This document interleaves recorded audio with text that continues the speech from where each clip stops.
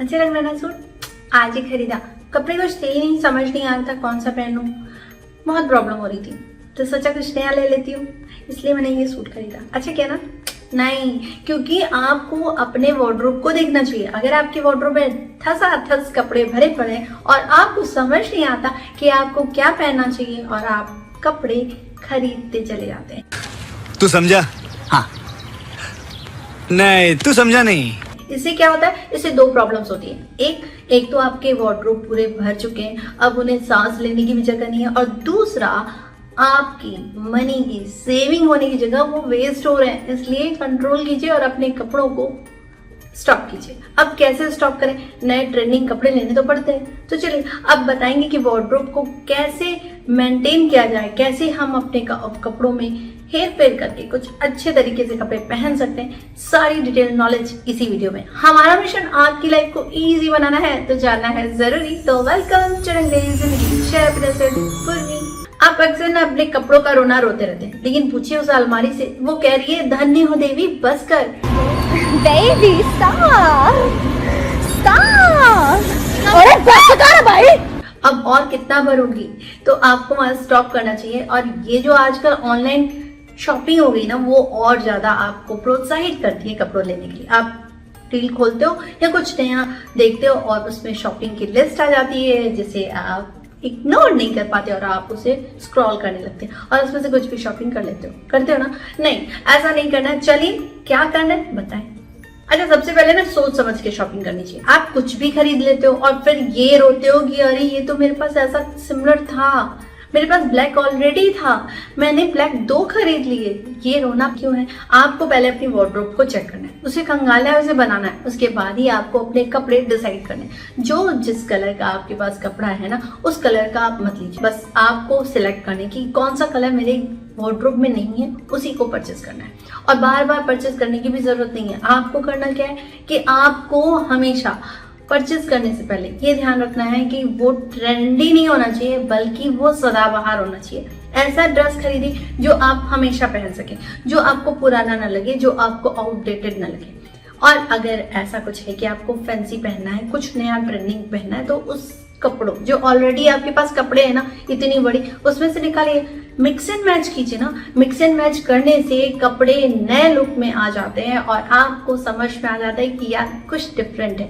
वो तभी हो पाएगा जब आप मिक्स एंड मैच करेंगे। आप जिस चीज के साथ जो पहनते हैं ना, जरूरी नहीं उसी के साथ पहनिए। अगर दुपट्टा किसी और के साथ अच्छा लग रहा है तो क्या प्रॉब्लम है, पहन लेते हैं। इससे क्या होगा, वो लुक बिल्कुल चेंज लगेगा।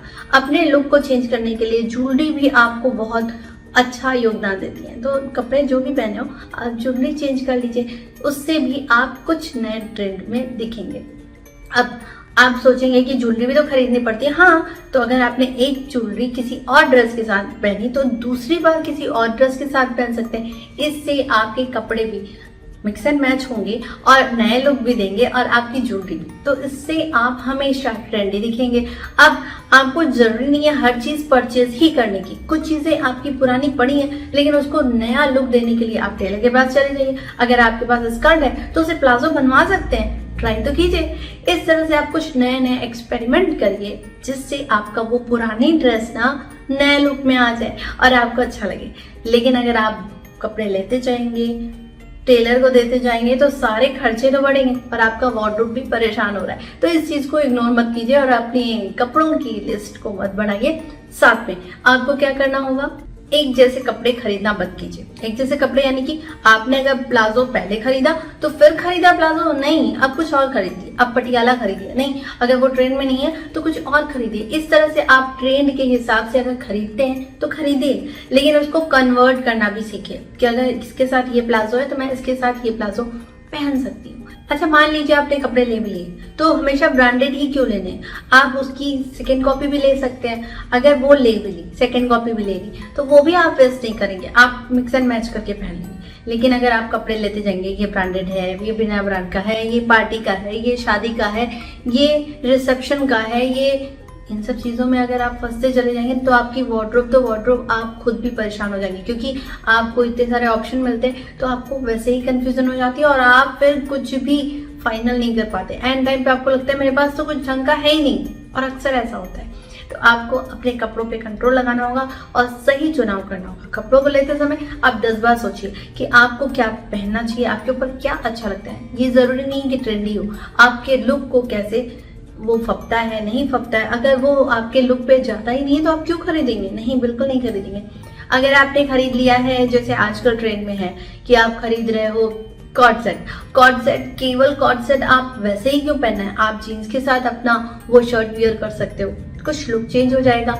कॉर्ड सेट को आप पहन लिया है, अब बोर हो चुके हैं, नहीं तो उसे नाइट सूट की तरह पहन लीजिए। किसी भी तरह आप उसका यूज कर सकते हैं, बट आपको नाइट सूट को नाइट सूट में पहनना है, कॉर्ड सेट को बाहर ही पहनना है, ऐसा नहीं। अगर वो हल्का कपड़ा है, उसको कंफर्टेबल लग रहा है, तो हम उसे night suit as a night suit की तरह पहन सकते हैं। इसी तरह अगर वो शर्ट मुझे बिल्कुल शर्ट की तरह लग रही है और प्रॉपर है, तो मैं उसे जीन्स के साथ वियर कर सकती हूँ। इस तरह से आप अपने कपड़ों का चुनाव कर सकते हैं और अपने कपड़ों में कुछ चेंजेस ला के उन्हें पहन सकते हैं। ये ट्रेंडी भी रहेगा और लुक वाइज चेंज भी लगेगा। तो हमें हमेशा इन चीजों का चुनाव करना चाहिए। आपके कपड़ों का लुक चेंज हो जाता है। जैसे मैंने अगर ऐसे दुपट्टा पहना है, ठीक, खोल के दुपट्टा पहना है, तो ये लुक चेंज हो गया ना बिल्कुल 1 सेकेंड में। लेकिन अगर मैंने इसे पिनअप करके बिल्कुल साइड कॉर्नर में लगा के यहाँ क्लच कर लगा दिया, कुछ ऐसा एज लगा दिया, तो बिल्कुल चेंज हो जाएगा। इसी को वियर करने का नया तरीका ढूंढ लीजिए। आप अलग अलग तरीके से भी वियर कर सकते हैं, इससे भी आपके कपड़ों में बिल्कुल अलग रौनक लगेगी। अच्छा हाँ, एक चीज और, अगर आप अपने हेयर स्टाइल को चेंज कर देते हैं ना, तो भी आपके कपड़ों का लुक बिल्कुल चेंज हो जाता है। आपने अपने कपड़ों के साथ अगर बाल खुले छोड़े हैं, तो नेक्स्ट टाइम जब पहने तो कुछ और हेयर स्टाइल कर लीजिएगा और कुछ ज्वेलरी पहन लीजिएगा।